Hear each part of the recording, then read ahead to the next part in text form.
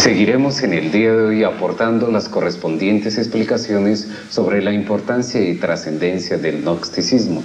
Aida, nos vemos en la necesidad de aclarar que sin previa información sobre la antropología gnóstica sería algo más que imposible el estudio riguroso de las diversas piezas antropológicas de las culturas azteca, tolteca, maya, egipcia, etcétera, etcétera.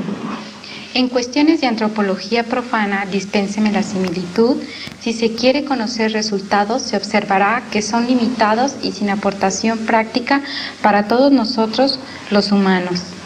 Los códices mexicanos, papiros egipcios, ladrillos asirios, rollos del Mar Muerto, extraños pergaminos, así como ciertos templos antiquísimos, sagrados monolitos, viejos jeroglíficos, pirámides, sepulcros milenarios, etcétera, ofrecen en su profundidad simbólica un sentido gnóstico que definitivamente escapa a la interpretación literal y que nunca ha tenido un valor explicativo de índole exclusivamente intelectual. El racionalismo especulativo, en vez de enriquecer el lenguaje gnóstico, lo empobrece lamentablemente, ya que los relatos gnósticos escritos o alegorizados en cualquier forma artística se orientan siempre hacia el ser en el espíritu, en el íntimo. Bien saben los divinos y los humanos que el silencio es la elocuencia de la sabiduría. Por eso los simbolismos gnósticos tienen un fondo esotérico trascendental que en silencio dice mucho.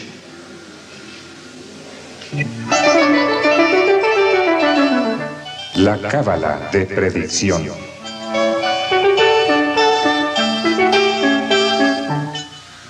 Mucho se ha escrito en revistas como Duda, Testimonios de lo Insólito y otras más que circulan en la actualidad, dando una gran variedad de explicaciones y hasta contradictorias afirmaciones sobre el enigma de la esfinge egipcia. Díganos usted, doctor, como conocedor de estas ciencias antropológicas, ¿cuál es el enigma que encierra la esfinge? Interesante pregunta. La esfinge ciertamente simboliza los grandes misterios esotéricos de la antigüedad. Las garras del león representan el fuego, las alas representan el aire, la cabeza de hombre representa el agua, las patas del toro representan la tierra. Antiguamente la esfinge estaba coronada con una corona de 9 puntas para simbolizar la 9ª esfera, es decir, los misterios del sexo. En el fondo, la esfinge representa a los mismísimos misterios del sexo. Indubitablemente, la esfinge fue traída del Atlántico. Se le usó en la Universidad de Acaldana. Estuvo en el sur del África, que antiguamente se llamaba Grabonce, y posteriormente se le estableció definitivamente en Egipto. El Colegio de la Esfinge se dedica a los misterios esotéricos de la naturaleza y del cosmos. Por eso es grandioso el Colegio de la Esfinge. Nostradamus se dice que estudió en el Colegio de la Esfinge. Todos los sabios de la antigüedad conocieron tal colegio. La Esfinge representa los poderes elementales de la naturaleza. Se nos ha dicho con gran acierto que la contraparte sutil o espiritual de esa esfinge que vemos allá en el Egipto es un deituso muy especial que en sí mismo contiene los secretos de la vida y de la muerte. Bajo la esfinge existe un templo secreto en el que están los 22 arcanos del tarot. La puerta de entrada, muy raros son los que la conocen. Bien vale la pena que estudiemos siempre los misterios de la esfinge. Ella permanece allá en el desierto, aguardando ser descifrada. En el fondo, la esfinge es el hombre mismo. Y esto es bastante interesante de por sí. La esfinge viene a indicarnos el sendero secreto que a conducirnos inevitablemente hasta la liberación final. Develar el misterio de la esfinge, él lo indica. Mas cuán pocos son los que develan tal misterio. Quien llegue a descubrir todos los misterios de la esfinge se vuelve un sabio. Doctor, es cierto que los egipcios eran descendientes de los atlantes y que de ellos aprendieron los misterios como la cábala, etcétera, y que cuando vino el hundimiento, o sea, el diluvio, ellos transportaron la esfinge a Egipto. Si eso sucedió, ¿cómo lo pudieron haber hecho? No, ciertamente, y en nombre de la verdad, tenemos que decir que la esfinge viene del Atlántico. La sociedad de Acaldana era una sociedad de sabios. Tenía siempre frente a su edificio la esfinge. Después de la sumersión del continente Atlante, entre las embravecidas olas del océano que lleva su nombre, la esfinge fue llevada al sur del África, que entonces, repito, se llamaba continente de Grabotzi, y posteriormente se le colocó en Egipto. Pero debemos afirmar con gran énfasis que también existen en Egipto muchas esfinges. Recordemos nosotros la calle de esfinges que hace poco se descubrió. Frente a cada esfinge blanca se halló una esfinge negra.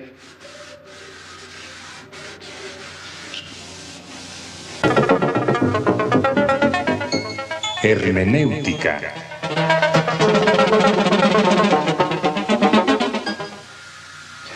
Doctor, ya que usted es el fundador y director de la Asociación Gnóstica de Estudios Antropológicos y Culturales, ¿qué nos puede decir acerca de Tlaloc y Tlaloca, fundadores de Tenochtitlan?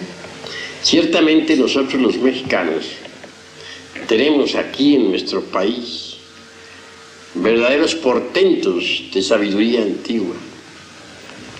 Indudablemente Tlaloc, el dios de la lluvia, es un deiduso que ciertamente existe, pero su verificación solo puede ser realizada por sujetos que hayan desarrollado los centros superiores del ser, es decir, la clarividencia, la intuición, la clariaudiencia, etc.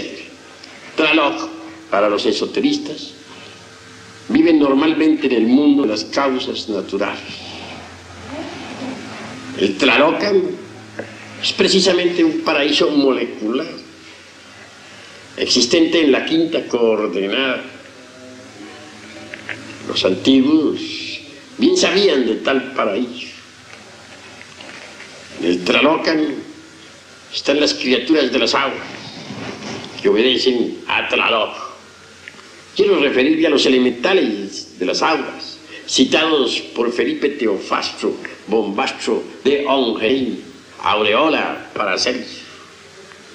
Así pues, que todos esos deitusos de nuestro país tienen existencia real.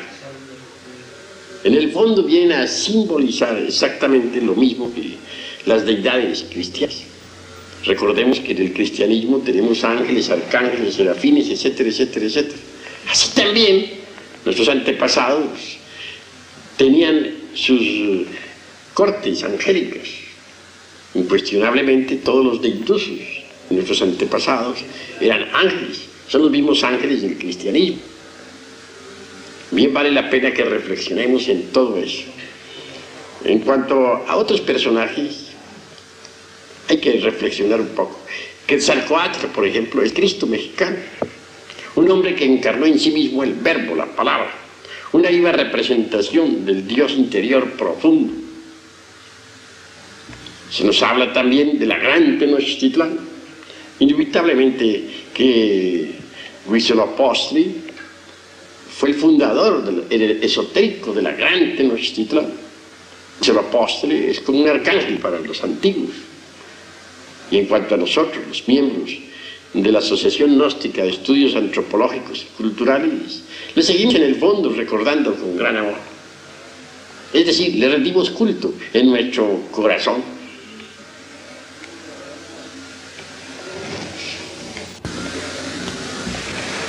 Dice una frase muy común y muy conocida por todos: ¿qué fue primero, el huevo o la gallina? Esta frase se relaciona con la siguiente pregunta. Dicen que los mayas y aztecas fueron los iniciadores de las civilizaciones griega, china, egipcia, también inclusive la tibetana. Si es este el caso, ¿es una realidad o es el caso contrario, que estas civilizaciones vinieron a formar las nuestras? Bueno, está interesante la pregunta. Para mi modo de ver y de entender, los mayas tienen su raíz en el continente sumergido Atlante, enorme continente que otrora existiera en el océano que lleva su nombre. Los mayas entonces tuvieron una poderosa cultura. Antes de la sumersión de ese viejo continente, acaecida con el famoso diluvio universal, citado en tantas escrituras religiosas, los mayas emigraron, ya hacia el Tíbet, ya hacia la India, ya hacia el Egipto, ya hacia Guatemala y Centroamérica, o Yucatán, etc. Así pues, los mayas fueron grandes civilizadores. No está de más recordar que algunas pirámides que actualmente existen en Egipto son de origen maya. Tampoco está de más recordar que aquellas palabras solemnes que el gran Kabir Jesús, el Cristo, pronunciara en el Gólgota, Elí, Elí, lama sabachthani, son mayas, traducidas exactamente al español por cualquier indito maya. Quieren decir: me oculto en la prealba de tu presencia. Jesús el gran Kabir aprendió el maya en el Tíbet. No debemos olvidar jamás que el naga maya tibetano tiene el mismo alfabeto. En el Tíbet se conoce el maya como el naga. Así que los mayas fueron siempre los grandes civilizadores y su origen es Atlante. Poseen una sapiencia única. Hoy por hoy la sabiduría de los mayas se encuentra en secreto. Se cultiva en el silencio de la noche. En un futuro, tal sabiduría será entregada a la humanidad. Indubitablemente, el continente Atlante tuvo poderosa civilización. Los mayas representan en el fondo a ese gran continente. La sapiencia de los mayas se ocultó entre los monasterios tibetanos, o en las pirámides de Egipto, o de Yucatán. Muy pocos son los seres humanos que han podido conocer tal sapiencia. Los mayas conocían la energía atómica, etcétera, etcétera, etcétera.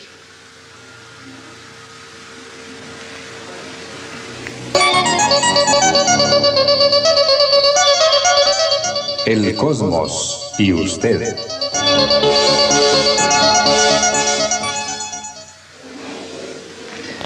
El mundo, desde el punto de vista de la física, se envuelve fundamentalmente bajo la ley del 3, es decir, la fuerza negativa, la fuerza neutra y la fuerza positiva. ¿Tiene que ver esto con los fenómenos cósmicos, doctor Samael? Y otra pregunta, ¿existe otra ley cósmica más superior que la ley del 3? En realidad, la ley del 3 es fundamental. No debemos olvidar que el santo Triamatsikhamno, es decir, la ley del 3, se expresa en 3 formas: positiva, negativa y neutra.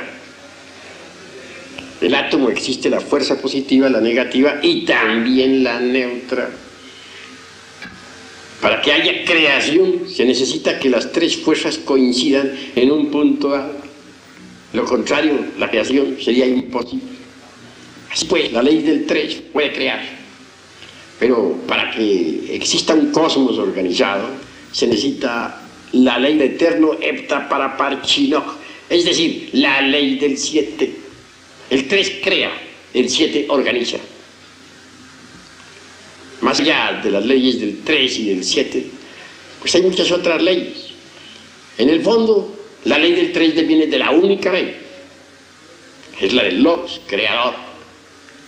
La del eterno Padre Cósmico, común. Así que bien vale la pena comprender lo que es la ley del 3. Las gentes subestiman mucho la tercera ley, el santo con ella, por la fuerza neutra. Y esa fuerza hay que aprenderla a manejar cuando se quieren neutralizar las influencias peligrosas. Las fuerzas positiva y negativa son maravillosas.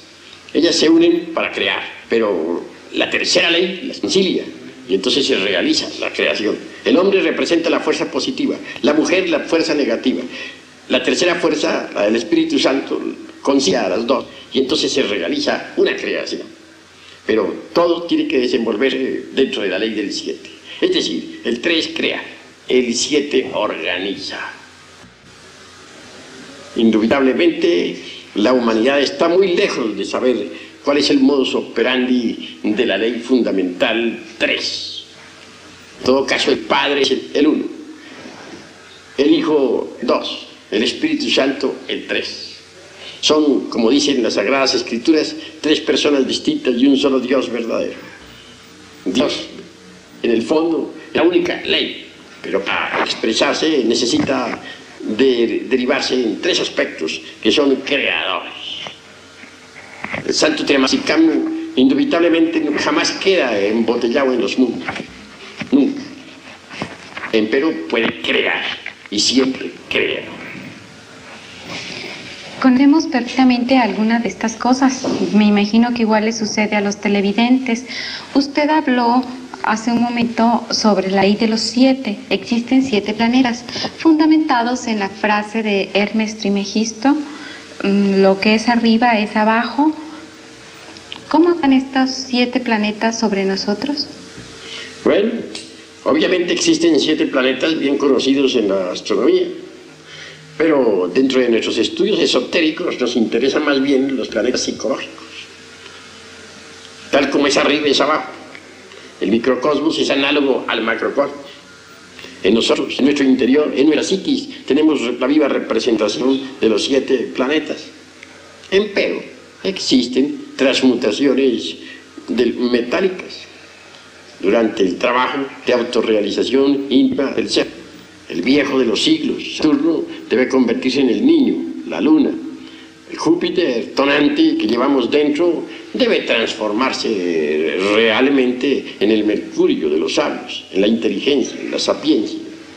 En cuanto al guerrero belicoso, Marte, debe convertirse en nosotros en el Venus del amor. En el fondo, en el centro, queda siempre el Sol, como dador de toda vida. Así pues, dentro de nosotros deben verificarse ciertas transmutaciones metálicas importantes en la alquimia.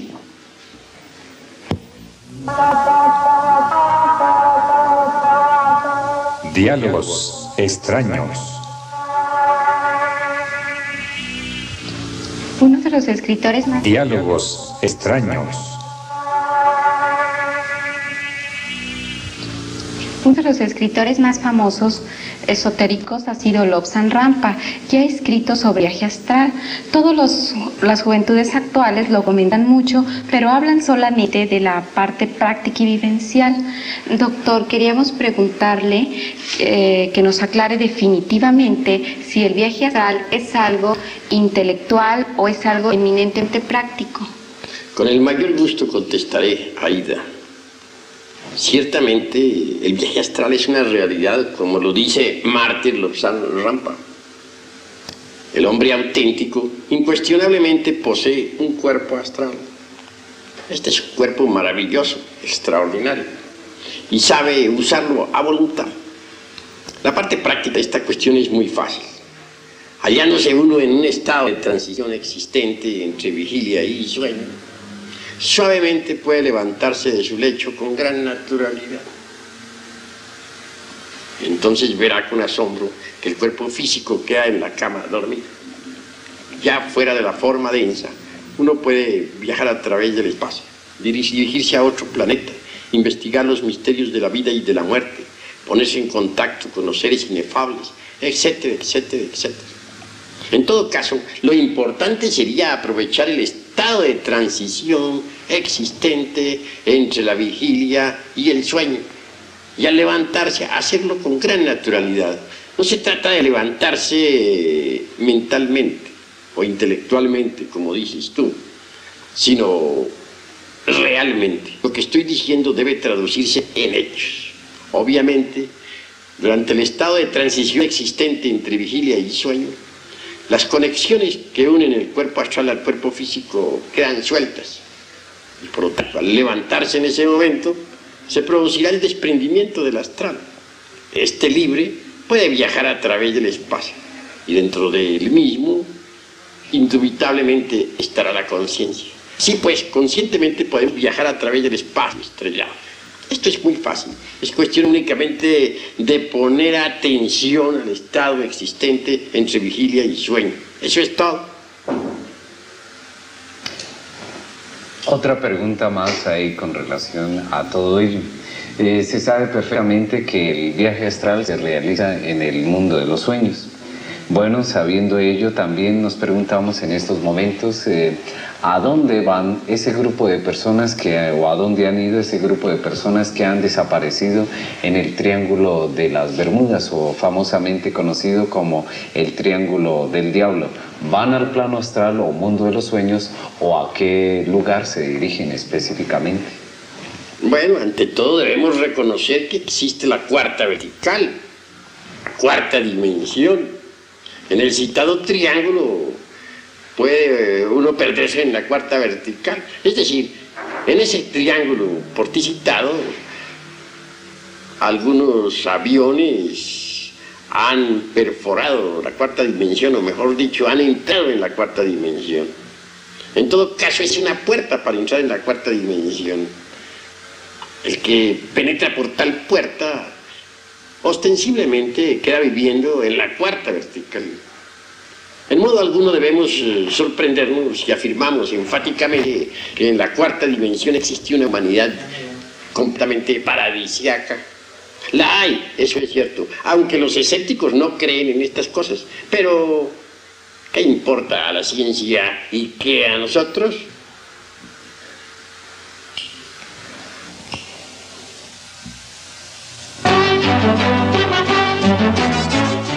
Esoterismo.